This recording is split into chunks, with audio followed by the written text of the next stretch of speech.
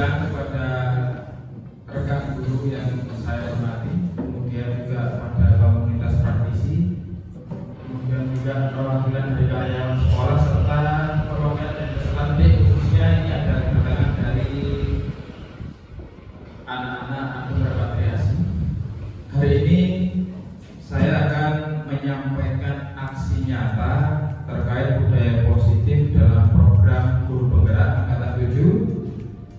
Dan saya sendiri akan menyampaikan di sini. Nah, yang pertama adalah makna disiplin, ya, makna disiplin. Dalam budaya kita, makna kata disiplin itu dimaknai menjadi sesuatu yang dilakukan seseorang pada orang lain untuk mendapatkan kepatuhan. Kata disiplin ini juga lebih condong kepada tata tertib, kemudian juga akhirnya menjurus kepada hukuman, sehingga bisa membuat ketidaknyamanan. Itu makna kata disiplin. Nah, disiplin di sini memang sangat erat kaitannya dengan budaya positif di sekolah, ya. Jadi sebelum sampai kepada budaya positif, maka disiplin itu harus disiplin yang positif. Salah satu contoh, misalkan kita tahu bahwa siswa ini datang ke sekolah tidak boleh terlambat. Ini salah satu poin yang sederhana yang dimaknai juga disiplin. Yang kedua, misalkan mengerjakan tugas-tugas sekolah juga tepat waktu. Ini juga disiplin. Lebih luas lagi, ketika sudah menjelma ke dalam diri siswa, maka disiplin lebih kepada kepribadian. Bagaimana dia bersikap kepada yang lain, termasuk juga dalam hal menyangkut dalam hal ibadah. Dalam sholat 5 waktu, kalau disiplin pasti bisa 5 waktu. Inilah yang juga menjadi poin penting sebagai seorang siswa, sebagai seorang guru, itu harus bisa memberikan perhatian yang baik pada siswa. Nah, kalau untuk kaitannya disiplin ini dengan pemikiran dari Ki Hajar Dewantara, bahwa siswa yang ada di sekolah ini bukanlah siswa yang harus mengikuti apa yang menjadi kemauan dari guru, tetapi lebih kepada siswa ini memiliki kemerdekaan untuk mengembangkan apa yang dia punya, seperti potensinya, minat dan bakatnya, kemampuan-kemampuannya, gitu. Nah, sehingga untuk menuju budaya positif ada nilai-nilai kebajikan. Nilai-nilai kebajikan yang dimaksud di sini ternyata ada kaitannya dengan profil pelajar Pancasila. Karena sekolah kita sudah menerapkan kurikulum merdeka, maka kalau founding father kita, Insinyur Soekarno, pernah memutuskan konsep pemikiran yaitu berdikari. Berdikari, yang tahu berdikari? Berdiri di atas kaki sendiri. Yang kedua yang ketiga bernalar kritis. Bernalar kritis ini artinya kita harus berpikir mendalam untuk menganalisa sesuatu hal apapun itu. Ditambah dengan kritis artinya begitu dalamnya berpikir, begitu dalamnya menganalisa sesuatu. Kalau kita lihat saja kejadian yang sedang trending topik, ya, di negara kita, misalkan persidangan kasus pembunuhan salah satu brigadir misalkan. Ini kalau kita bernalar kritis, maka kita akan menganalisa mendalam misalnya apa penyebab utamanya, ada misi apa kalau sampai terjadi seperti itu. Ditelusuri lebih dalam lagi, itu kritis akhirnya, ya. Sampai akhirnya menemukan rentetan imbas dari pembunuhan atau penyebabnya. Ini bernalar kritis. Kalau dalam dunia sekolah, misalkan ada rumus matematika, misalkan ada grammar dalam bahasa Inggris, misalkan ada sejarah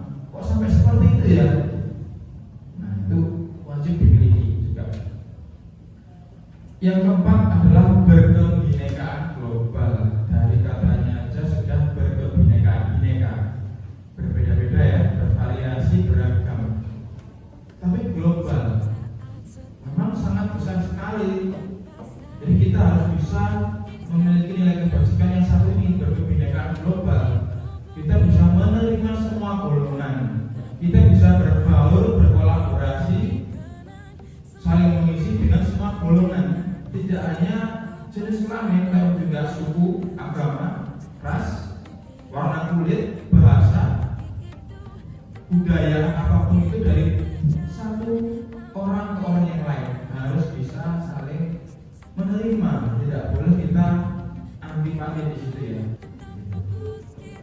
Yang kelima adalah bergotong royong. Bergotong royong sudah ditunjukkan oleh para pendahulu kita ya, para pejuang zaman dulu. Ini sudah menunjukkan salah satu nilai kebajikan yaitu bergotong royong, yaitu dalam merebut kemerdekaan, dalam memperjuangkan kemerdekaan, dalam memperjuangkan hak asasi manusia.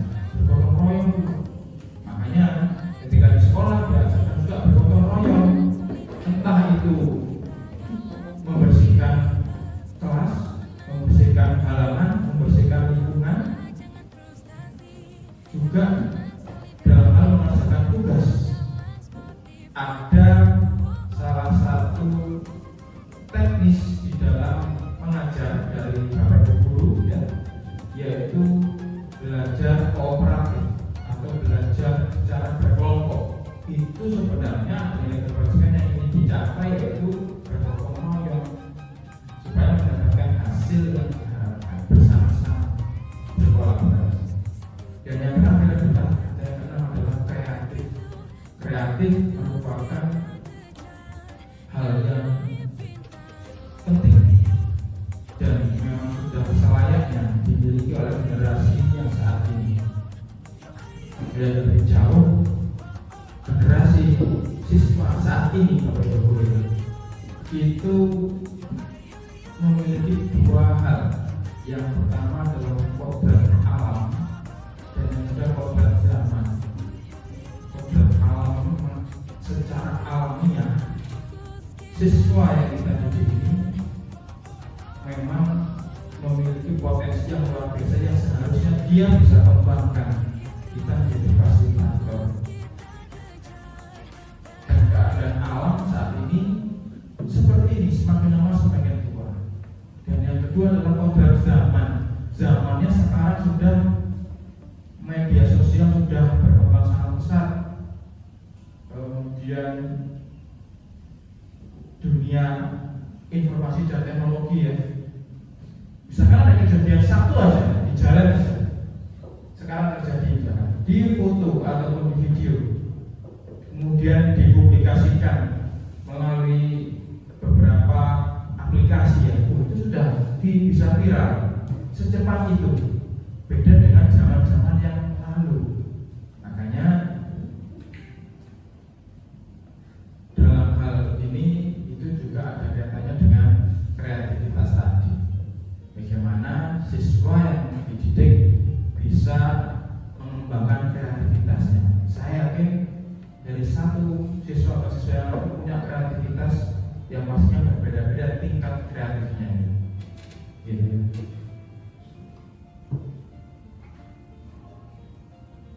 Selanjutnya yaitu teori motivasi, hukuman, penghargaan, dan juga restitusi. Diane Gosson dalam bukunya Restructuring School Discipline menyatakan ada 3 motivasi perilaku manusia.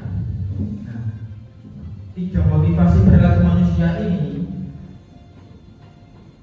ternyata yang pertama untuk menghindari ketidaknyamanan hukuman. Siswa, guru, karyawan, atau komunitas praktisi ketika melakukan sesuatu, kenapa kok kamu melakukan itu? Kenapa berlari-lari? Ingin khawatir terlambat. Apa? Karena ada motivasi di sana. Tidak berlari bisa saja kan, tidak bisa berlari. Kenapa kok berlari? Karena ingin menghindari ketidaknyamanan itu, ingin menghindari hukuman. Misalkan yang kita tahu budaya di SK atas atas ini, kalau diperlambat lebih dari 6.30 maka ada konsekuensinya, ada LBB. Nah, motivasinya kenapa berangkat? Salah satunya itu menghindari hukuman atau ketidaknyamanan. untuk mendapatkan imbalan atau penghargaan dari orang lain. Biasanya ini dilakukan oleh siswa ataupun guru dalam hal yang baik. Contoh, siswa belajar yang rajin, buat apa? Ingin dapat hadiah, ingin dapat imbalan, ingin dapat penghargaan, ingin dapat nilai yang baik. Guru pun juga begitu, ingin mendapatkan rapot yang baik. Di SMA Prantasarana Gates, guru pun memiliki rapot. Jadi Bapak Ibu sudah ada rapotan. Ini budaya yang mungkin tidak banyak dijumpai di sekolah yang luar atau yang lain. Dan yang ketiga, motivasinya adalah untuk menjadi orang yang mereka inginkan dan menghargai diri sendiri dengan nilai-nilai yang mereka percaya. Yang ketiga, nilai yang sesungguhnya diharapkan, menghargai diri sendiri, bisa menghargai diri sendiri. Jadi melakukan sesuatu kebaikan, harapannya itu justru untuk menghargai diri sendiri. Jangan menghindari hukuman, jangan mengharapkan penghargaan atau imbalan, justru malah ingin menghargai diri sendiri saja. Ketika dirinya berharga, poin 1 dan 2 itu pasti akan ikut.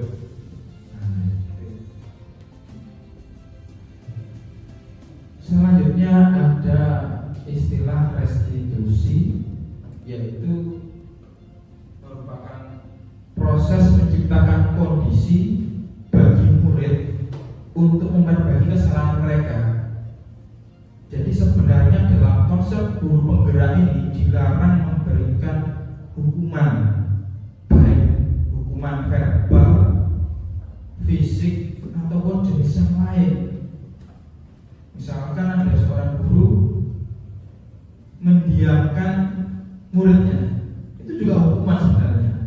Jadi kan yang diserang psikisnya ya, nggak baik. Misalkan ada seorang guru dengan muridnya itu tidak mau bertegur sapa, loh ini karena mungkin jengkel, ini juga hukuman.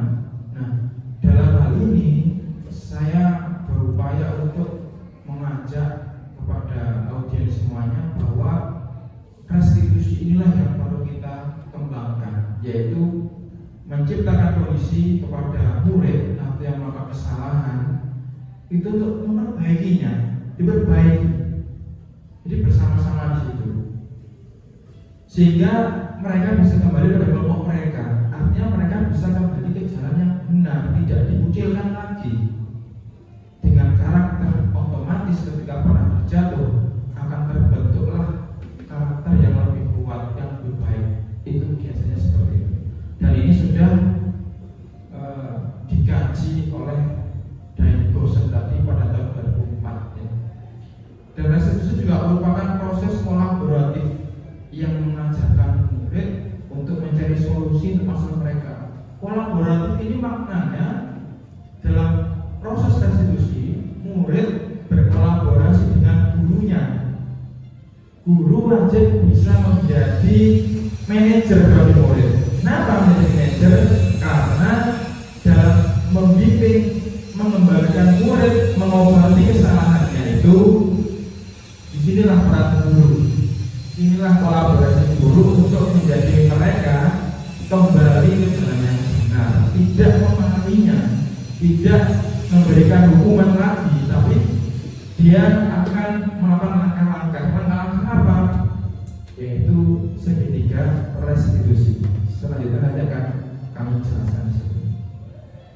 Selanjutnya ya, dan membantu murid berpikir tentang orang seperti apa yang mereka inginkan. Sampai seperti itu. Apa yang kamu inginkan kok sampai melakukan hal seperti itu? Tanya seperti itu. Dan bagaimana mereka harus memperlakukan orang lain, harus bisa tepos liro. Misalkan ada satu murid namanya Sarul. Sarul, kenapa kamu makan jajan di kelas? Maksudnya siapa? Maksudnya Bu Jamila. Misalkan seperti itu. Kamu yakin makan sini? Apa motivasi makan? Jadi tidak dikasih push-up, ambil jatah, atau manjat kelapa, tidak. Atau joget-joget, tidak boleh. Dalam konsep guru penggerak tidak boleh seperti itu. Tapi justru itu kan membuat malu kan. Jadi diapakan? Ditanya sebenarnya, ditelusuri 4 mata ya. Apa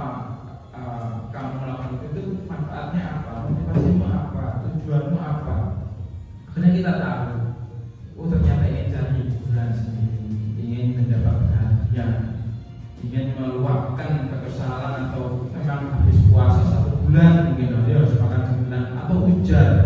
Ujar itu artinya ada angan-angan, ada janji pribadi. Bisa begitu. Tapi kita bicaranya dari hati ke hati, jadi tenang. Itulah restitusi. Kemudian akan ditanya, apakah kamu yakin gurumu akan senang melihat kamu seperti itu? Akhirnya dia akan tersadar dengan cara-cara seperti itu.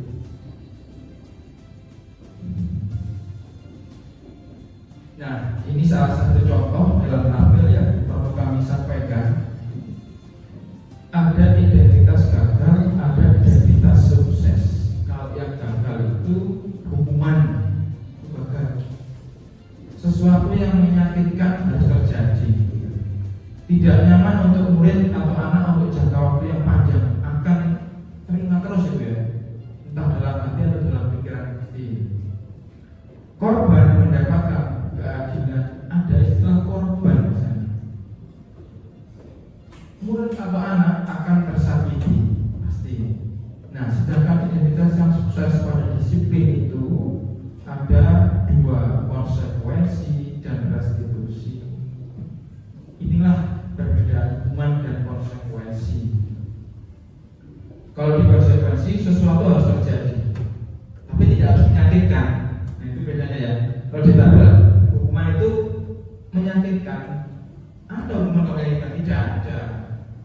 Kalau nggak menyakitkan namanya konsekuensi yang selama ini Bapak Ibu guru dapatkan, karyawan dapatkan, murid dapatkan.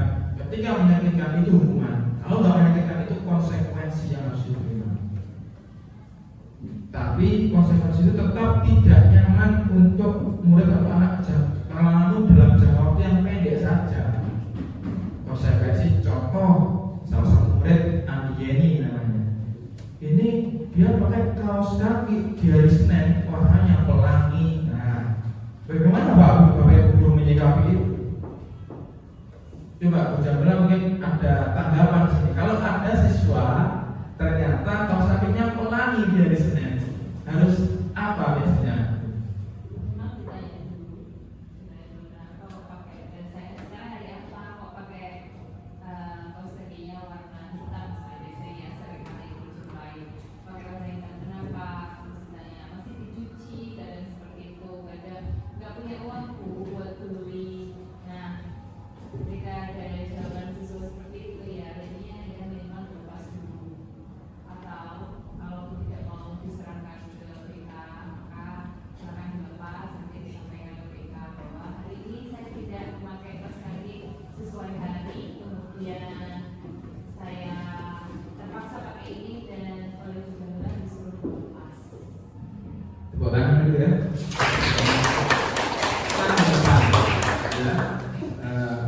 Ketika kejadian ada yang pakai kaos kaki tidak sesuai harinya, namanya konsekuensi.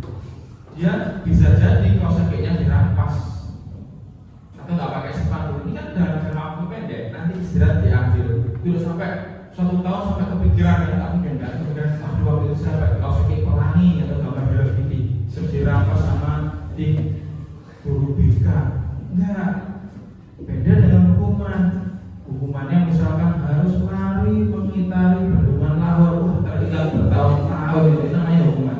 Ya, dulu saya, nah ini waktu suksesnya Andi Yeni kelak ya. Dulu saya waktu sekolah di Islam Berantas, saya pernah dukung mengitari bendungan Lahore, kaki saya sampai bengkok misalkan. Loh ini akan tinggal terus sampai bertahun-tahun. Gak mungkin enggak. Ini namanya hukuman karena menyakitkan. Dari bedanya konsekuensi dengan mana HP-nya? Karena bawa HP hari ini dibawa simpan sampai tahun depan. Itu konsekuensi atau hukuman itu? Terasa sakit nggak itu kalau HP disita ya?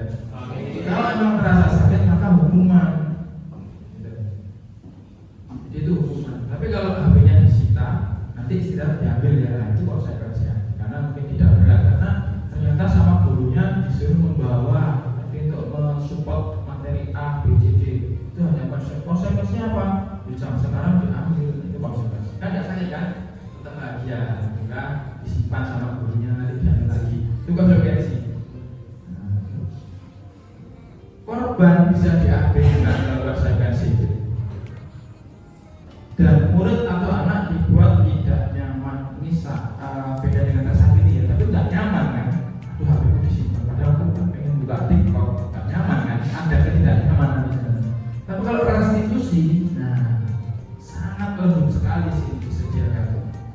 sushi merupakan pilihan. Milih kan enak kan? Milih mau makan sate apa bakso, sama-sama enak kan? Milih. Masa milih mau makan apa enggak? Bukan pilihan itu. Enggak bukan hal yang harus dipilih, karena pasti pilih makan kalau lapar. Yang kedua, menguatkan untuk murid atau anak dalam jangka waktu yang panjang. Bukan memberi pesakitan, tapi justru membuat kenyamanan dalam jangka waktu yang panjang. Teringat ini si Andi ini tadi akan teringat bahwa dulu ada seorang guru namanya Pak Fatih.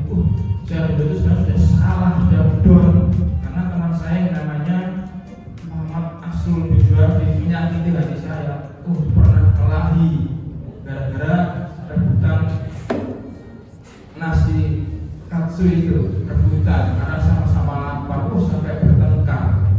Ya, tapi sama Bapak Guru tadi diberikan penguatan di sana, diselesaikan masalahnya. Masa kan teringat itulah hal yang positif yang diingat. Dan korban mendapatkan ganti, tidak ada yang tersakiti, tidak ada yang mendapatkan pengadilan di sana. Kalau kasus yang sering di Indonesia itu hukuman kan, makanya di sana korban mendapatkan keadilan. Keadilannya macam-macam variasinya ya dalam hukuman. Tapi dalam restitusi tidak ada, tapi mendapatkan ganti rugi. Contoh, Natasha binti Wilona sedang membeli es krim. Membeli es krim. Kemudian temannya Bisa William ini menyenggol, akhirnya jatuhlah es krim itu. Nah, kan sebenarnya ada masalah kan di sini. Dalam restitusi, es krim yang jatuh akan diganti. Siapa yang nanti bisa menjatuhkan? Kan dia dalam tanggung jawab. Itulah artinya restitusi. Jadi yang jadi korban akan mendapatkan hak-haknya yang harus dia dapat. Gak jadi nangis. Kalau sudah nangis, mungkin bisa terlalu hati. Murid atau anak mendapatkan penguatan. Sekali lagi malah penguatan. Kedua-duanya ya, baik itu pelaku maupun korban dalam restitusi semuanya dapat penguatan. Tidak ada yang tadi, tidak ada yang makin disalahkan, tidak ada yang ini dibenarkan, ini disalahkan, tidak. Semuanya dikuatkan. Yang salah dikuatkan, disadarkan bahwa yang dilakukan itu salah, harus menanggung semua konsekuensinya. Yang benar dibenarkan, bahwa yang salah tadi berbuat yang salah, mohon tetap bersabar. Namanya kehidupan pasti terjadi seperti itu. Sampai di sini apakah ada pertanyaan? Boleh. Aktif sekali audiens satu ini. Silakan. Ada dua pertanyaan yang mau saya tanyakan. Yang pertama sekali adalah makna tentang disiplin. Tadi Bapak tadi menyampaikan bahwa murid itu sesuai Ki Hajar Dewantara bahwa ada kodrat zaman dan kodrat alam. Kemudian bagaimana cara kita menyikapi sebagai guru?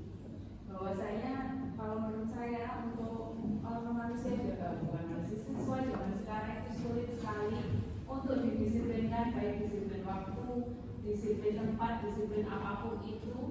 Dan bagaimana cara mendisiplinkan siswa dengan kita sebagai guru tidak melanggar kodrat zaman dan kodrat alam dari siswa itu sendiri. Pertanyaan yang pertama. Pertanyaan kedua, dari analogi Pak Fatih tadi tentang hukuman, restitusi dan konsekuensi.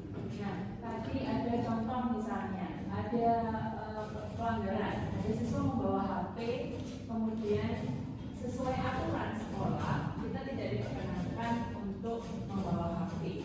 Nah, apakah dengan yang tadi disampaikan di dimensi proses pelajar Pancasila, di poin kelima yang kreatif, yang mana siswa sekarang di kodrat zaman itu dituntut untuk membawa HP, sedangkan di sekolah kita ini tidak, aturannya adalah tidak boleh membawa HP. Lalu bagaimana kalau menurut aturan sekolah ketika siswa sudah membawa itu nanti ada konsekuensi. Nah, konsekuensi itu bebannya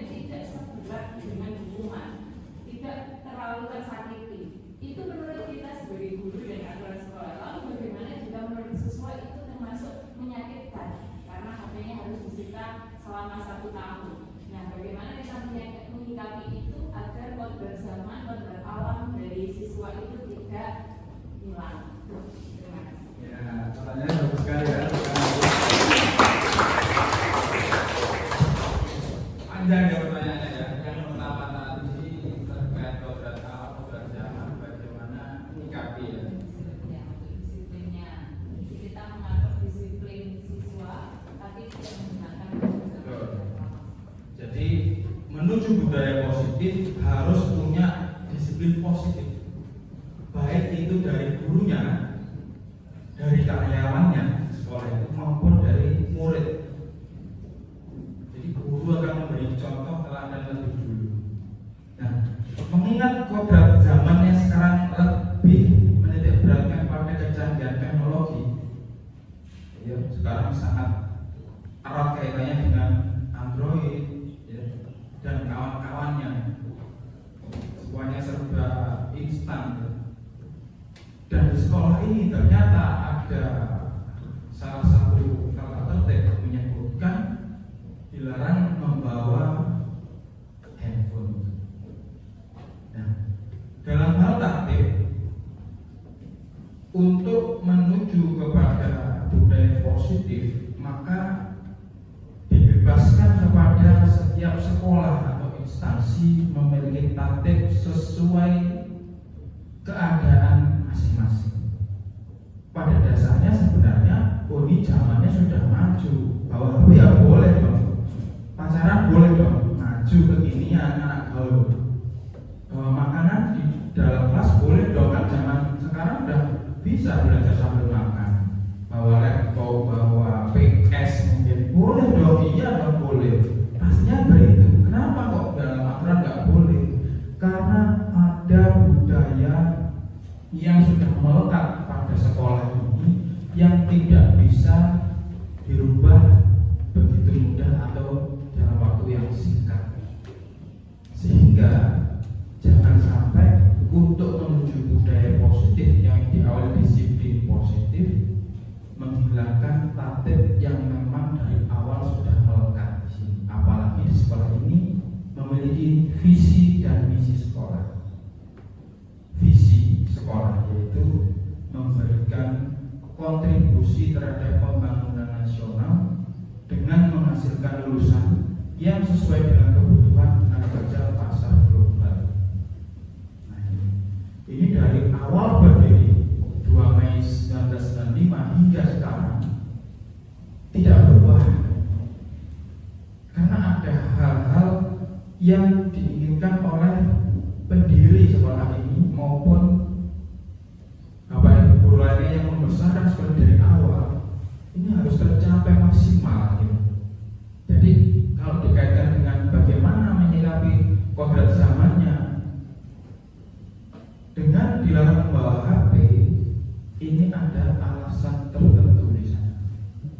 Menyikapinya dengan apa? Digantikan dengan yang lain jika bisa. Jika tidak, maka masih ada relaksasi di dalam tatib sekolah.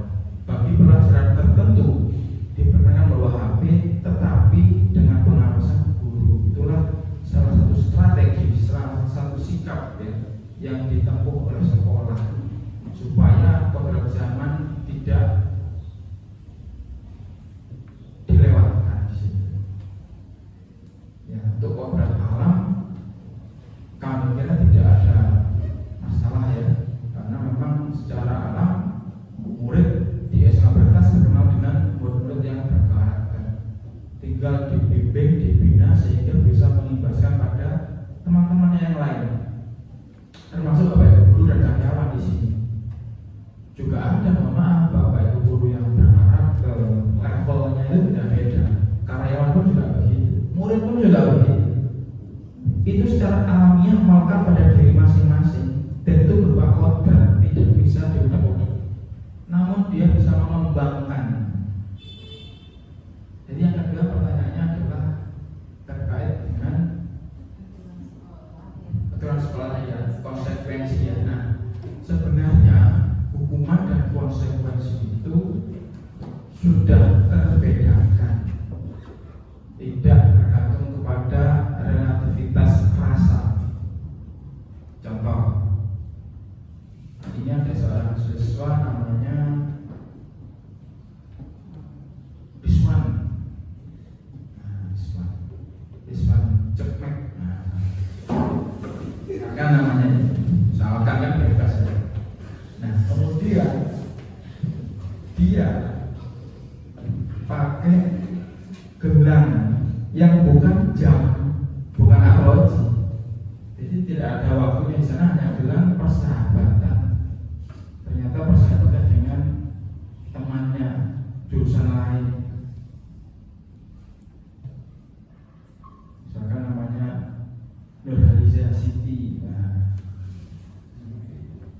akhirnya gelang tadi disita sama gurunya Bapak Aiman, guru olahraga. Tadi ketika disita kan ya sudah jelas peraturan di sekolah dilarang memakai atribut yang bukan seragam. Disita ya jangan marah, itu konsekuensi pasti sudah jelas teratur. Gak ada yang saya marah nih karena ini persahabatan waktu saya mendapatkan di dasar laut, nggak boleh begitu. Itu bukan konsekuensi atau hukuman yang harus diperdebatkan di situ, tidak. Jadi sudut pandangnya bukan versi korbannya, tapi versi yang memberikan sang pemberi di sekolah. Sudut pandangnya ini pada sekolah, bukan pada yang korbannya. Kalau pada korban akan berbeda-beda pastinya. Ada yang tak apa-apa dari saya dapatkan dari Ciki, masih nggak masalah. Atau tadi saya ngambil waktu di bis, itu malah nggak masalah, ambil saja, tidak begitu. Kalau sudut pandangnya menggunakan perasaan masing-masing korban, pasti kita akan bisa membedakan konsekuensi sama hukuman, sehingga semuanya akan menyakitkan bagi si baperan ini. Si paling baper itu pasti dia akan merasa dikit-dikit nggak bisa, itu seperti saya kacamatanya terberes angin aja gitu. Karena si paling baper. Jadi pandangnya kembali kepada sekolah. Dalam tatip sudah jelas kalau itu disita itu konsekuensi, nggak akan menyakitkan pada dasarnya. Kalau sampai itu dilihatkan di depan mata, digunting, dibakar, sambil dimarahi, itu pasti hukuman menyakitkan, membuat malu itu menyakitkan. Tapi kalau hanya disita, itu konsepnya adalah konsekuensi. Ambil aja. Entah dia sedia apa enggak ada masalah. Dia baperan apa enggak masalah. Jadi di sana titik pentingnya poin membedakan konsekuensi sama hukuman. Hukuman itu jelas nyata-nyata menyakitkan dari sang pemberi sebenarnya. Mungkin menang, mungkin dipukul. Misalkan ada seorang namanya Firman dipukul sama Pak Arianto, pukul das misalkan. Itu hukuman itu, bukan konsekuensi. Kenapa? Loh, sakit maksudnya. Tapi kalau hanya dipukul, ya gitu. Terus dia saya ambil ya ini ya bukumu ya, itu konsekuensi. Tapi ada juga kan anak yang dipukul udah benar-benar merasa dari itu enggak maksudnya sudut pandangnya tidak dikorban. Begitu bicara ya. Nah, terima kasih luar biasa pertanyaannya. Nah selanjutnya di keyakinan kelas ini sesuatu yang mungkin terdengar baru ya, baik bagi saya selaku calon guru penggerak angkatan BV ini maupun bagi Bapak Ibu guru maupun karyawan praktisi juga termasuk perwakilan dari siswa ya yang ada di sini. Jadi keyakinan kelas ternyata adalah kesepakatan yang sudah dibentuk bersama di dalam kelas ya. Jadi di sini ada terlihat, terdengar dan berperilaku yang seperti huruf Y ya, terpisah seperti huruf Y. Nah, kalau terlihat ya, berempati terhadap perasaan orang lain, memegang barang milik orang lain hanya dengan izinnya, mendengarkan dengan seksama, senantiasa berbuat baik dan berbagi. Ini yang sering terjadi di dalam kelas. Kesepakatan positif baik yang disepakati bersama untuk kemajuan kelas masing-masing. Saya yakin wali kelas pernah ya membuat kesepakatan dalam kelas. Jangan datang terlambat, jangan misalkan itu mengerjakan tugas saya saat jam pelajaran saya atau pelajaran guru lain. Itu sebenarnya keyakinan kelas. Tapi bedanya dengan kesepakatan pada umumnya, kalau keyakinan kelas dibentuk kesepakatan secara bersama-sama, tidak ada yang masih mengganjal. Jadi semuanya sepakat, yakin ini bagus untuk kemajuan kelas. Itu keyakinan kelas. Hal yang baik-baik ya, bukan yang buruk-buruk. Contoh mengerjakan PR di kelas. Kenapa? Menganggap sekolah seperti rumah sendiri. Jadi pekerjaan rumah di sekolah. Bukan begitu, bukan keyakinan kelas. Gitu. Mau ngambil aja. Andi ini mau ngambil pensilnya, misalkan pensilnya Sakira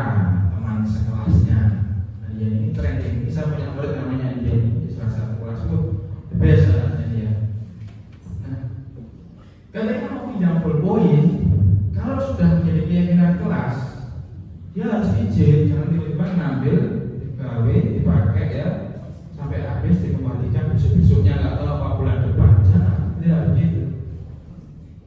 Dalam hal yang poin terlihat ini harus izin, saya pinjam ya. Ya kalau iya, kalau boleh, kalau enggak ya jangan maksa. Ya enggak boleh ya sudah, cari yang lain. Yang kedua adalah terdengar. Satu orang berbicara, yuk saya bantu. Di kelas biasanya nih, Natasha binti Bulona ini membantu temannya Christina Marta dia Haru. Nah, dibantu. Saya bantu membersihkan sepatumu karena tadi dia pas jalan habis olahraga kejebur di salah satu genangan air habis hujan. Ini saya bantu bersihkan. Loh, itu biar kelas yang mulia. Coba dibiarkan aja, nggak salah kan? Karena Natasha binti Bulona anak yang berkarakter, produk SMK Batas Karakates, dia akan membantu. Dia punya keyakinan kelas.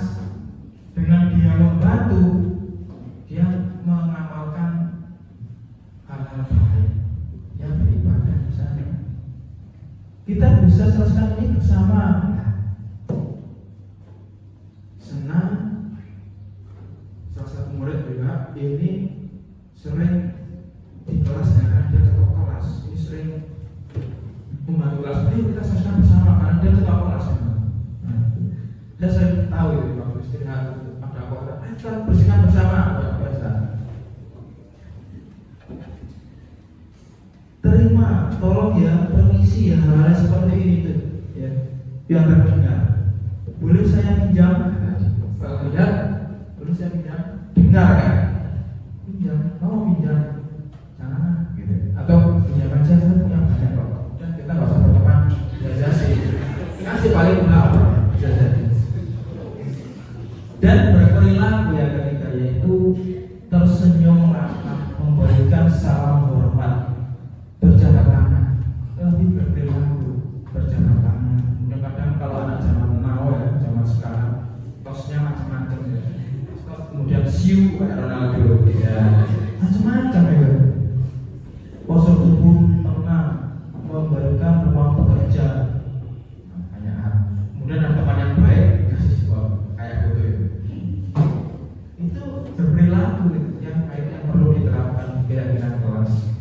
Nah, selanjutnya ada kebutuhan dasar manusia dan dunia yang berkualitas. Perlu kami sampaikan dalam aksi nyata budaya positif ini bahwa kebutuhan dasar manusia dan dunia yang berkualitas itu, bahwa manusia itu memiliki 5 kebutuhan dasar. Setiap manusia punya 5 kebutuhan dasar. Yang pertama, bertahan hidup yang ada di tengah sendiri itu poin yang paling mendasar, bertahan hidup, karena manusia diciptakan untuk hidup, untuk bertahan hidup. Makanya ikut pramuka di sekolah ini salah satunya untuk bertahan hidup, latihan bertahan hidup, masak sendiri, iya kan? Sampai ada lagu. Ada juga yang nggak ada air keran apa seger, itu bertahan hidup, pramuka banget. Nggak punya makanan, punya mana ada ini, ya itu yang nggak boleh. Tidak begitu bertahan hidupnya, yang positif, cari sendiri. Tadi ada keyakinan kelas, meskipun dia peraja muda karangan, dia punya keyakinan kelas. Oh iya, saya waktu di kelas dulu sudah sepakat nih dengan ketua kelas saya ke Asrul. Sepakatannya apa? Dilarang mengganggu teman lain. Kalau udah mendarah daging jadi keyakinan kelas, dia ingat itu, nggak akan begitu. Kalau dia melanggar, bisa jadi dia melanggar, tapi kan salah ya. Nah, itu keyakinan kelas berperan. Di bertahan hidup ada kaitannya dengan berusaha, survive. Jadi dia berjuang di sana. Yang kedua adalah kebebasan. Setiap manusia memiliki kebutuhan untuk bebas. Ya, wah jam kosong, nah ini biasanya siswa ini bebas ini, seneng. Ada yang jam kosong sedihnya, ada. Waduh,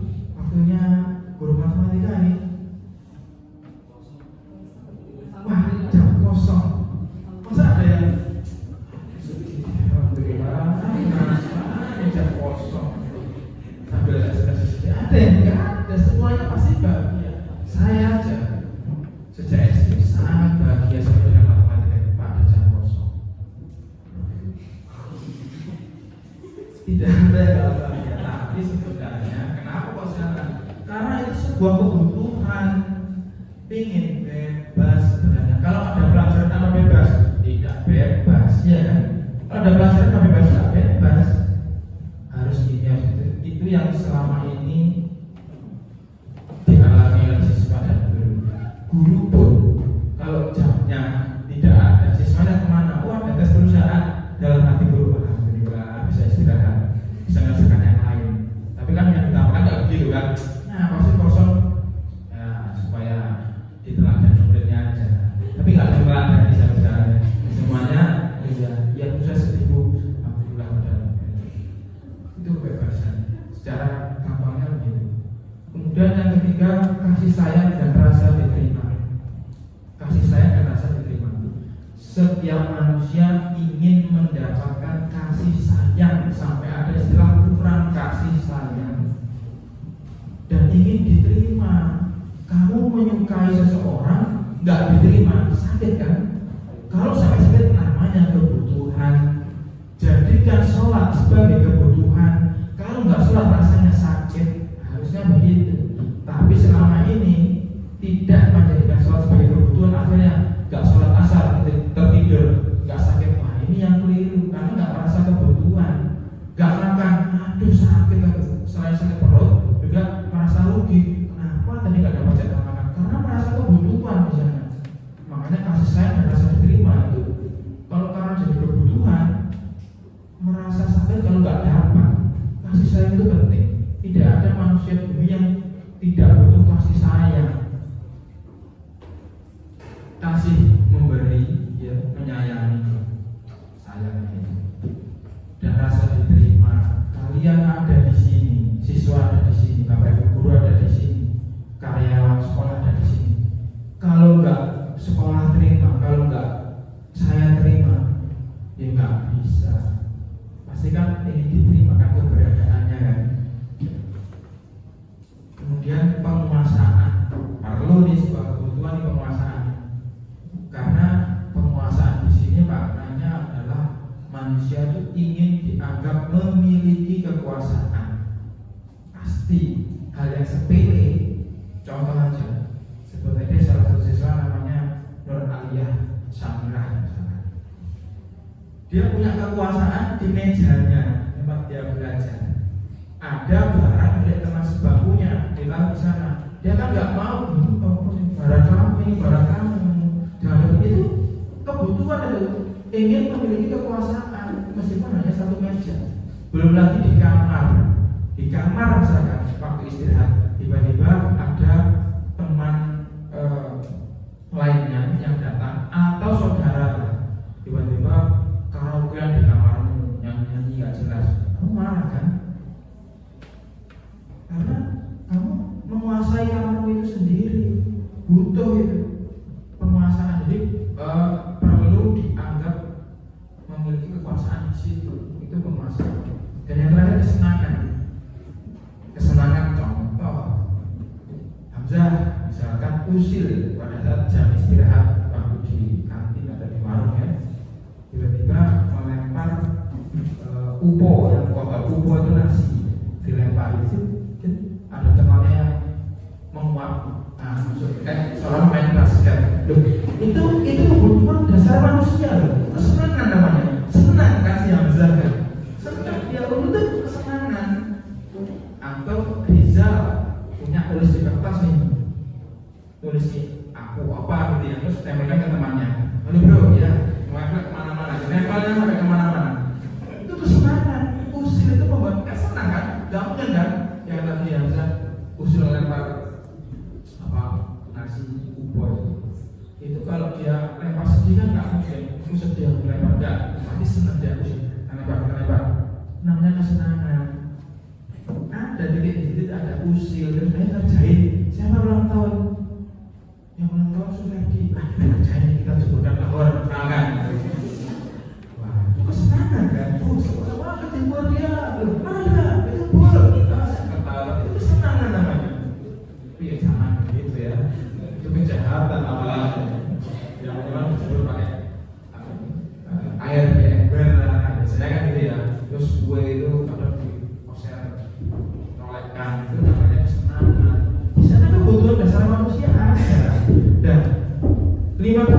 belajar ini ternyata dimiliki oleh siswa kita. Pasti. Nah, seperti suara ini tuh juga sebuah kebutuhan dari Pak Tukang bangunan sekolah kita. Kalau nggak dilakukan, nggak bisa. Kira-kira dari 5 poin itu apa yang dapat Pak Tung ini kebutuhan apa kira-kira? Pasti beda-beda ya. Kebutuhan apa kira-kira? Kebebasan. Menurut misalnya karyawan sekolah.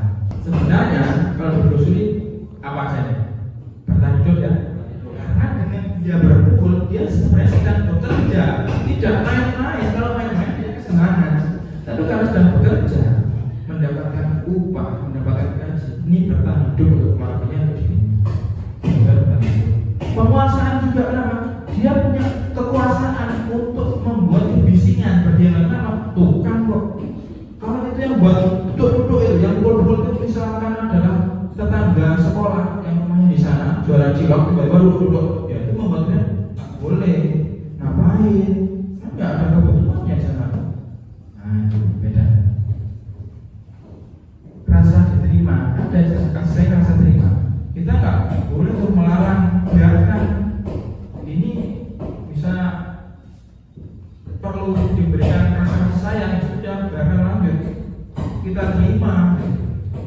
Kebebasan juga iya, bebas ya. Ya ada pasal-pasal yang mengatur pemukulnya harus dengan kekuatan sekian. Nah kita itu nggak bebas kan. Nah dalam dunia berkualitas, tempat khusus dalam pikiran Anda, tempat Anda menyimpan gambaran representasi dari semua yang Anda inginkan. Bisa berisi orang-orang, hal-hal dan apa saja yang terbaik dalam hidup Anda dan membuat Anda merasa bahagia dan memenuhi kebutuhan dasar Anda. Itulah dunia berkualitas, dunia yang berada pada diri Anda semuanya. Anda tahu kan dalam diri Anda itu banyak memori kan? Itu dunia Anda. Jadikan dunia yang berkualitas. Saya yakin kalau saya bertanya tentang rumus matematika kepada satu murid saya, ya, namanya Yusuf misalnya. Yusuf, rumus dari luas segitiga sama kaki ini berapa? Itu bisa lupa beberapa hari kemudian karena Anda menganggap hal tadi itu sangat berkualitas dalam dunianya. Kalau dia mengingat momen mungkin ulang tahun ibunya, dia ingat terus kenapa? Karena itu dianggap hal yang berkualitas. Karena hal yang berkualitas sehingga dimasukkan dalam dunianya. Pernah kan ingat sesuatu sama lupa sesuatu, pernah kan? Yang diingat apa Pak sampai saat ini? Nomor HP-nya ibu ingat? Karena nggak menganggap itu hal yang penting, berkualitas. Tapi kalau hal yang lain misalkan ulang tahun ibu ingat, karena dianggap itu penting. Rasul asli pernah pacaran waktu itu, tanggal jadiannya ingat? Enggak, karena sudah jadi mantan, lupa, nggak berkualitas lagi dia. Tapi kalau baru jadian pasti ingat hari-hari apa dia. Kenapa? Berkualitas momennya itu yang berkualitas. Yang beberapa dokumentasi pendukung ya untuk kejadian di sekolah kita. Ya, sama melaksanakan saja. Kemudian ini yang tadi pernah kita singgung ya, restitusi dan 5 posisi kontrol. Nah, ini ditujukan kepada terutama pada Bapak Ibu guru yang ada di sini ya, dia sudah ada di sini. Jadi ada 5 posisi kontrol. Siswa pun juga harus tahu sebenarnya, harus tahu. Makanya saya juga mengundang selain praktisi juga para siswa. Ya. Nah yang pertama adalah penghukum. Guru model penghukum, pasti kalian tahu seperti apa beliau. Seorang penghukum bisa menggunakan hukuman fisik maupun verbal berbentuk kata-kata ya, bentakan, marah gitu ya. Itu penghukum itu. Apakah salah? Kita lihat konteksnya. Guru-guru yang menerapkan posisi penghukum akan berkata, patuhi aturan saya. Misalkan gitu ya. Atau awas ya, kamu selalu saja salah. Itu penghukum. Pakai verbal, pakai fisik. Sana, loncat harimau 5 kali. Wah. Terus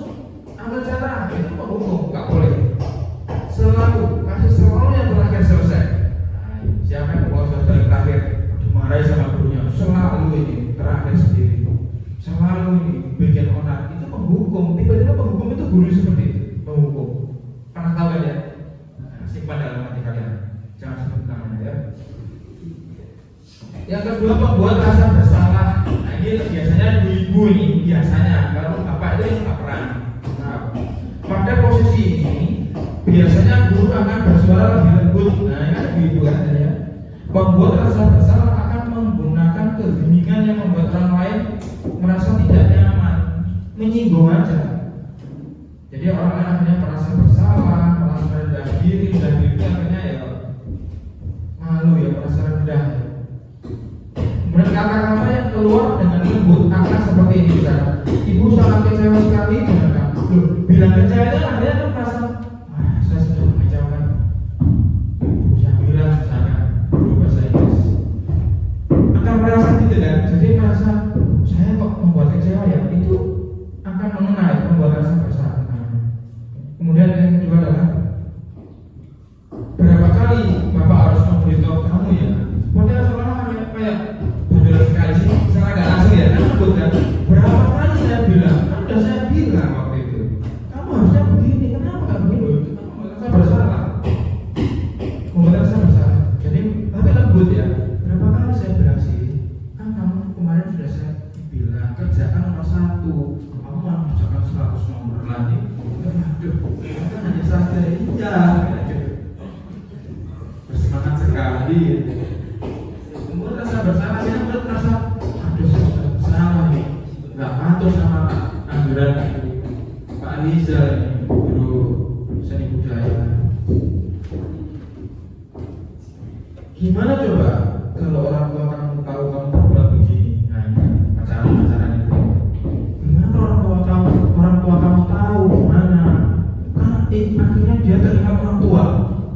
Waktu PKL si Fadilah, suatu Fadilah ini melakukan sesuatu yang tidak baik, misalkan jadi salah satu murid adalah saya panggil ya, melakukan hal yang tidak benar misalkan. Kalau ketemu guru pembimbing PKL-nya Pak Java, Fadil, kamu kok melakukan perbuatan ini? Gimana kalau orang kamu tahu? Tapi Pak Java nggak marah. Ya akhirnya Fadil kan, iya, teringat, nangis gitu ya, teringat lakuannya. Ini perbuatan yang salah. Murid akan memiliki penilaian diri yang buruk tentang diri mereka. Akhirnya murid merasa, wah udah gagal, sudah buruk. Murid merasa tidak berharga dan telah mengecewakan orang-orang yang disayanginya. Ini ada tipikal guru yang begini ada, seranglah hatinya. Akhirnya murid merasa salah saya. Nah, ada juga posisi kontrol sebagai teman. Biasanya sih guru-guru yang muda-muda menganggap teman. Jadi guru pada posisi ini tidak akan menyakiti murid, friend ini ya, teman. Namun akan tetap berupaya mengontrol murid melalui persuasi. Ayolah, jangan begitu. Posisi teman pada guru bisa negatif ataupun positif, hati-hati ya Bapak Ibu guru ya. Yang menggunakan posisi kontrol teman bisa plus bisa minus. Positif di sini berupa hubungan baik yang terjadi antara guru dan murid. Pasti ada hubungan baik kan? Wah kalau ada makanan, wah itu ada guru favorit saya nih, ada salah satu guru masuk A misalkan, wah tak kasihlah WC ini gorengan saya. Karena teman, guru lain tak diberi, itu dikasih. Karena baiknya ya, negatifnya apa?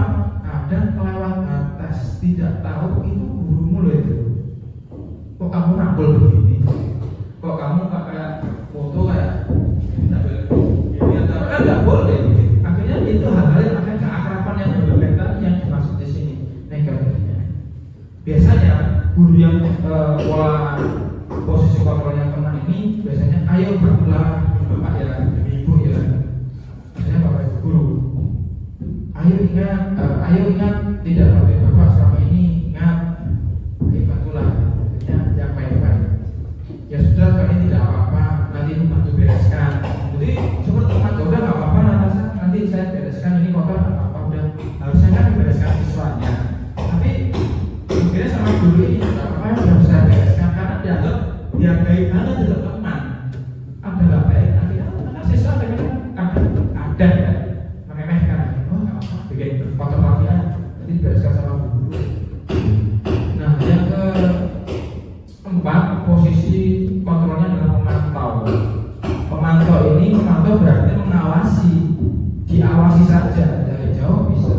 Pada saat kita mengawasi, kita bertanggung jawab atas perilaku orang-orang yang kita awasi. Contoh, ada satu anak yang mengerjakan tugas lain saat pelajaran matematika. Wah, kalau di posisi sekolah pemantau, dia diberi tugas ini. Kamu saya bertugas mengerjakan halaman 265 asal kemampuan diri. Ya. Kerjakan 1 sampai 5, ISA itu kerjakan semua. Nanti kerjakan pada jam istirahat. Nanti pas jam masuk, Bapak akan ambil ke ruangan. Ini salah satu contoh guru yang pakai posisi kontrol pemantau. Kerja, kamu tadi memain-main listrik, nyetruk semut misalkan. Kamu nanti jam pulang harus menyapu halaman misalkan gitu ya, sambil mengerjakan instalasi yang belum selesai punya. Bapak pantau, nanti Bapak akan lihat itu posisi pemantau. Nanti Bapak akan cek, kumpulkan di meja Bapak hasilnya. Peraturannya apa? Mengingatkan apa yang telah kamu lakukan, sanksi atau konsekuensinya apa. Hanya seperti itu data mantap. Dan yang direkomendasikan dalam program guru penggerak ini yaitu posisi kontrol yang terakhir, yaitu manajer. Semuanya diharapkan memakai posisi kontrol manajer, yaitu posisi di mana guru berbuat sesuatu bersama dengan murid. Maksudnya menyelesaikannya itu bersama dengan murid, mempersilahkan murid mempertanggungjawabkan perilakunya, mendukung murid agar dapat menemukan solusi atas permasalahannya sendiri. Jadi dia didampingi, tapi selesaikan sendiri, tapi didampingi pasti bisa selesai. Seorang manajer telah memiliki keterampilan. Ini keterampilan inilah yang perlu dikembangkan oleh bapak guru ketika membimbing murid-muridnya. Biasanya wali kelas isinya. Ya. Nah, contoh aja, manajer sepak bola. Tidak mungkin kalau seorang manajer ikut bermain sepak bola. Nah, dia mendampingi siapa yang memenangkan klubnya. Di pemain sepak bola itu tapi didampingkan.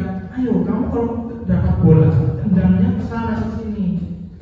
Tendang keras atau umpan ke temanmu, ke striker dan sebagainya. Itu kan peran manajer. Gak mungkin dia ikut performa bola tak tendangi, gak mungkin, gak boleh. Inilah peran manajer. Pemain-pemainnya menyelesaikan masalahnya sendiri, tapi dia membimbingnya. Di posisi teman maupun pemantau. Jadi kalau manajer ini keterampilannya itu bisa teman dan juga pemantau, bisa double, bisa mencabang ke sana. Karena manajer kan mendampingi kan, bisa jadi teman, kadang juga jadi pemantau, tapi lebih kepada manajerial yang diharapkan. Dengan demikian, akhirnya murid tadi yang salah akan kembali kepada jalannya.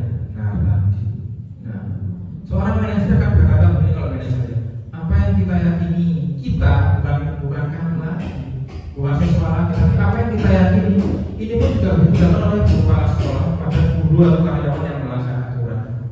Apa yang kita yakini, keyakinan kelas tadi, ya. Apakah kamu meyakininya?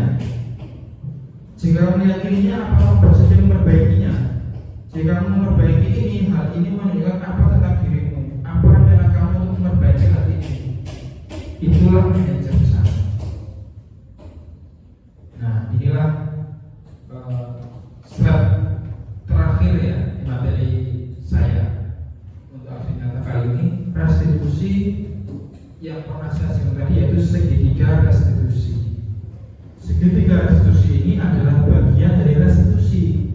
Langsung fokus pada 3 langkah. Yang pertama, menstabilkan identitas. Yang kedua, validasi tindakan yang salah. Dan yang terakhir, yang ketiga, menanyakan keyakinan. Jadi kalau ada masalah, ditenangkan dulu. Namanya menstabilkan identitas, ditenangkan. Kalau sudah tenang, baru kita menyadarkan si murid tadi, apa yang sudah kamu lakukan itu salah apa enggak sih? Oh iya salah, sampai dia bilang oh iya saya sudah salah Pak, Bu saya sudah salah. Itu namanya validasi. Dan yang terakhir menanyakan keyakinan kelas mana yang sudah kamu langgar. Apa punya keyakinan kelas? Kenapa nggak melakukan itu? Oh iya ya, saya kan nggak boleh bertengkar dengan sesama teman. Nah ini dia sadar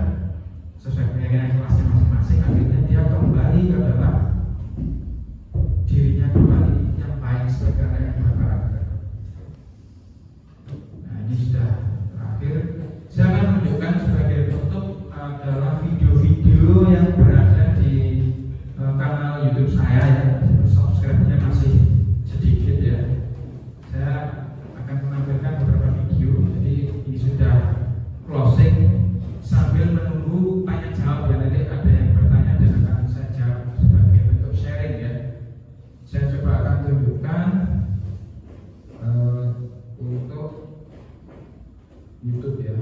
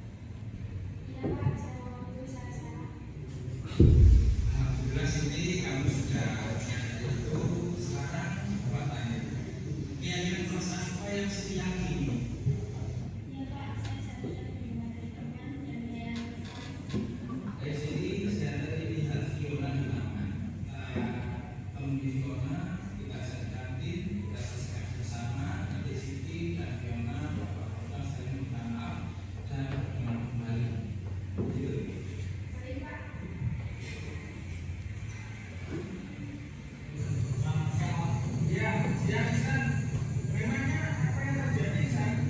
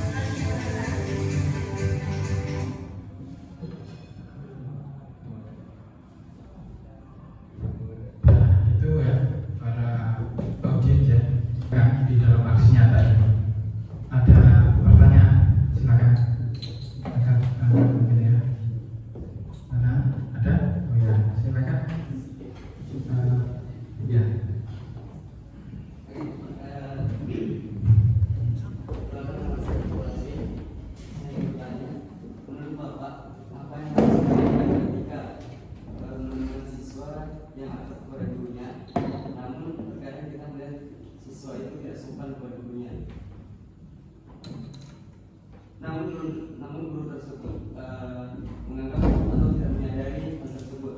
Yang menyadari itu kita. Tetapi apabila dibiarkan akan memberi dampak kepada sikap siswa yang akan terbiasa sehingga karakter baiknya siswa menjadi hilang. Jadi menurut pendapat Bapak apa yang harus dilakukan? Terima kasih.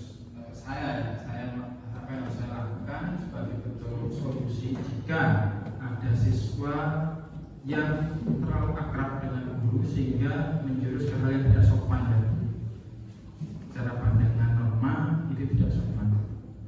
Kalau saya sebagai guru yang melihat itu ada beberapa poin penting yang perlu saya sampaikan. Yang pertama, jika itu adalah saya sendiri gurunya, maka saya akan sudah terjadi hal seperti itu, sudah terlanjur akrab, maka saya akan pelan-pelan menyampaikan kepada siswa tersebut bahwa tindakan yang dilakukan akan membuat ketidaknyamanan bagi orang lain yang memandang.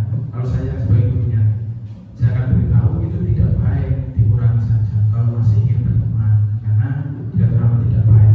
Kalau diteruskan, baik siswa tadi maupun saya atau gurunya itu akan memandang tidak baik. Jika itu ternyata adalah orang lain atau guru lain yang saya tahu sebagai rekan saya, maka saya akan mengingatkan. Saya sebagai teman akan mengingatkan kepada muridnya itu.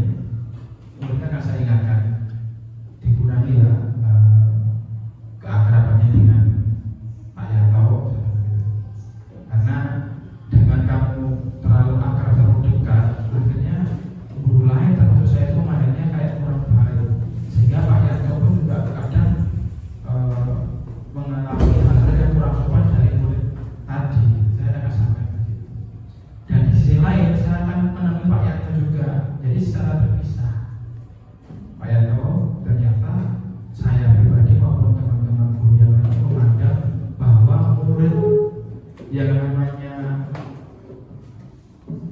Safwan ini itu terlalu dekat dengan Pak Yanto, sehingga kita lihat kok seperti bukan guru dan murid tapi seperti teman. Jadi kayaknya Pak Yanto ini bisa dijaga jarak.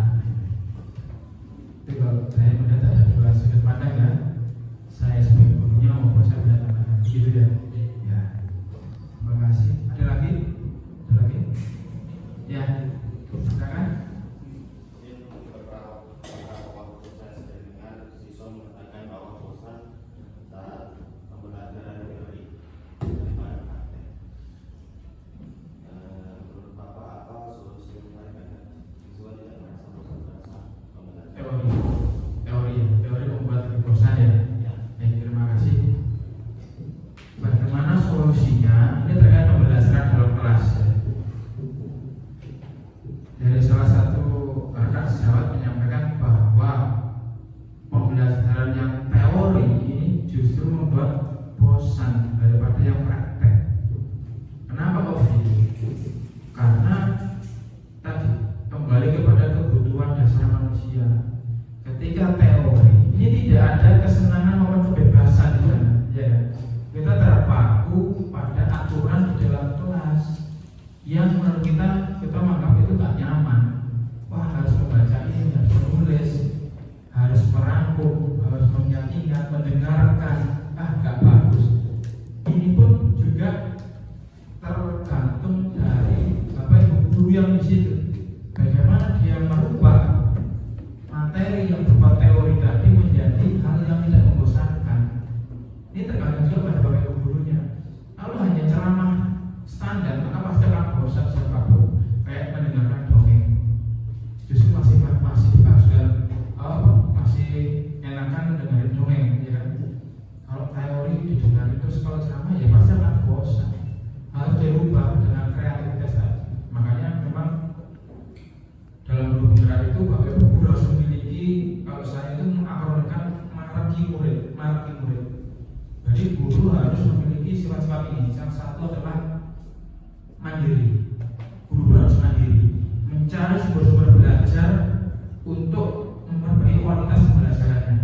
Kreativitasnya akan nampak nanti. Kemudian guru harus bisa reflektif.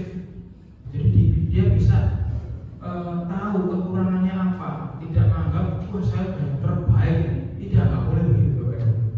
Harus reflektif. Oh saya kurangnya di bagian ini. Tanyalah pada Pak ini, Bu itu, bahkan kepala sekolah, jajaran manajemen. Tanya, saya begini, bagaimana ya solusinya, itu reflektif. Kemudian kolaboratif, guru harus bisa berkolaboratif dengan rekan sejawatnya, dengan MGMP-nya, baik yang GMP sekolah maupun GMP di luar sekolah, di kabupaten mungkin atau bahkan provinsi. Jadi bisa kolaborasi, tanyalah bagaimana model pembelajaran yang interaktif, yang bagus sehingga anak tidak bosan. Nah itu kolaboratif. Inovatif, harus punya sesuatu yang baru, tidak melulu copy paste, tapi punya inovasi sendiri. Dan yang terakhir adalah berpihak pada murid. Guru harus punya rasa berpihak pada murid. Murid harus yang diutamakan. Itu berpihak pada murid. Maknanya adalah segala pendidikan di dalam kelas, tujuan muaranya adalah untuk murid, bukan untuk gurunya. Biar gurunya pintar tidak, biar muridnya yang pintar. Bagaimana caranya? Ketika murid membutuhkan bantuan di dalam mengerjakan soal masalah, didatangi dia. Oh, ini caranya begini. Jangan ketika ada murid bertanya marah-marah. Ini tidak berpihak pada murid. Pak, tanya, ini rumus matematika ini dapat dari mana ya? Kamu ini nggak bisa belajar saya sendiri di buku nggak boleh diajari. Itu namanya berpihak pada murid. Sehingga murid akan merasa nyaman di kelas, meskipun teori seperti apapun panjangnya, bahkan banyak pelajaran yang berupa teori di sini, akan merasa nyaman karena merasa menikmati. Kebutuhannya terpenuhi. Nah, kalau 5 kebutuhan dasar tadi. Kemudian kalau dibandingkan praktek, kenapa sih kok lebih menyenangkan praktek? Karena praktek kebutuhannya kan akhirnya bebas, ya kan? Bisa usil kan kalau kata kan, nggak formal kan bisa. Temannya apa? Colek, bisa. Ya betul. Kejadian itu kalau bapak guru karyawan laporan itu tahu kejadian di lab. Karena kebutuhan dasar manusia kembali ke sana. Ini pertanyaannya bagus. Jadi kenapa sampai bosan? Kenapa sampai harus enakan praktek? Kembali kepada sebenarnya pada kebutuhan manusia tadi. Enakannya praktek sih, lebih bebas, lebih santai, lebih langsung bekerja. Itu kebutuhan dasar manusia di sana ada semua. Penguasaan yang dianggap bisa, gitu. Ya kan? Wah, ada namanya Arianto, jurusan PKR yang pengen dianggap bisa. Coba perbaiki sama Pak Iwan Dorong. Coba perbaiki.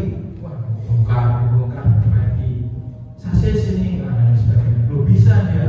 Wah, berbahaya kamu. Nah itu pengen dianggap. Itu kebutuhan dasar manusia. Tapi kalau teori ada yang ngantuk, meraih mimpi, ya gitu. Sampai kadang yang di dalam kelas itu akhirnya membuat gurunya sakti. Loh, gurunya hilang, loh sakti kan. Loh, papanya hilang, loh sakti kabeh. Karena apa? Merem, tidur.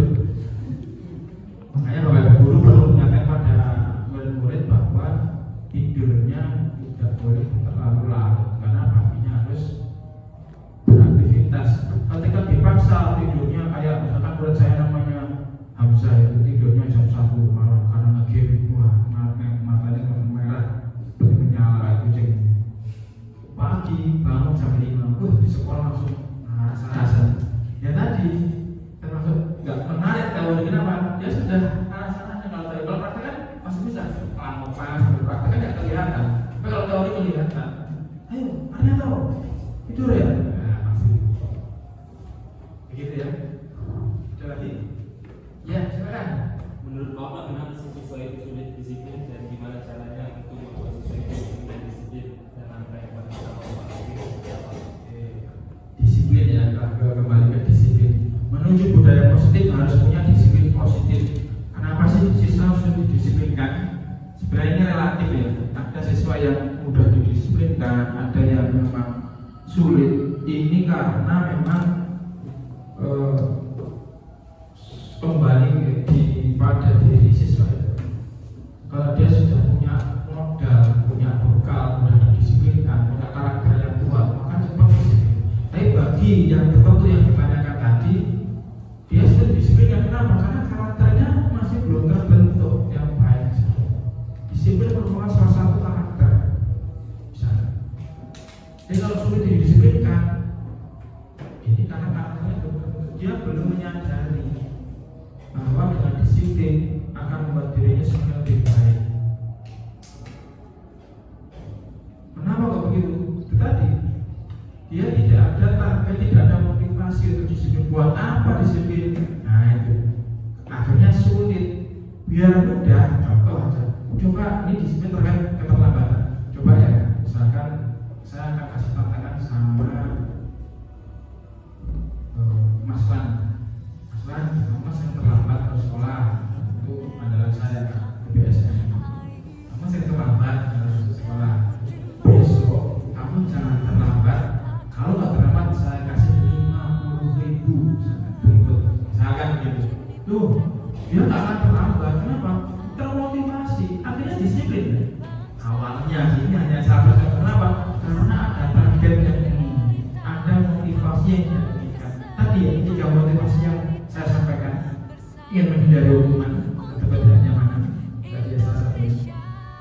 Dan yang ketiga tadi ingin menghargai diri sendiri. Jadi sebenarnya jangan karena uangnya 50.000, tapi kita ingin menghargai diri sendiri aja. Biar nggak terlambat, biar nggak dianggap saling terlambat, terlambatan itu.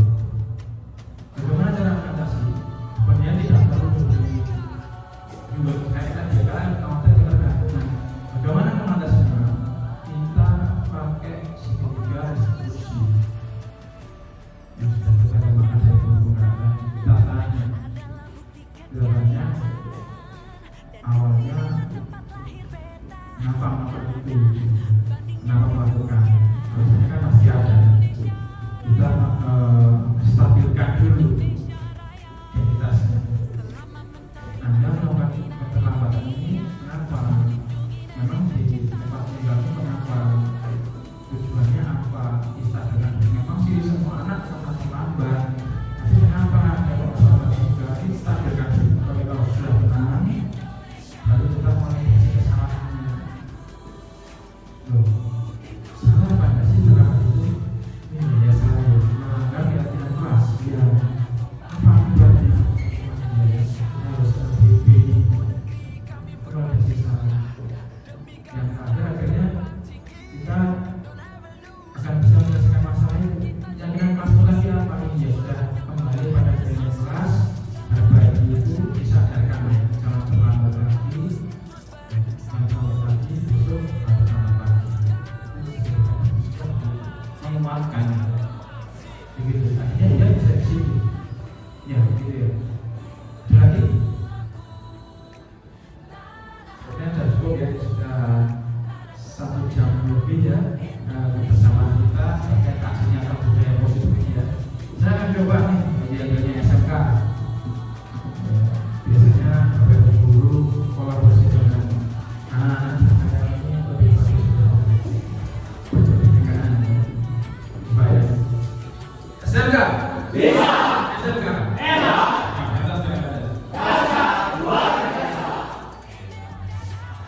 itu yang perlu saya sampaikan. Selaku dari calon guru gerak kita tuju dari SMK Pramuka Kates atas segala perhatian kehadiran, dan jika ada hal yang kurang berkenan, ada hal yang salah, saya mohon yang sebesar-besarnya. Ada orang, wa Allah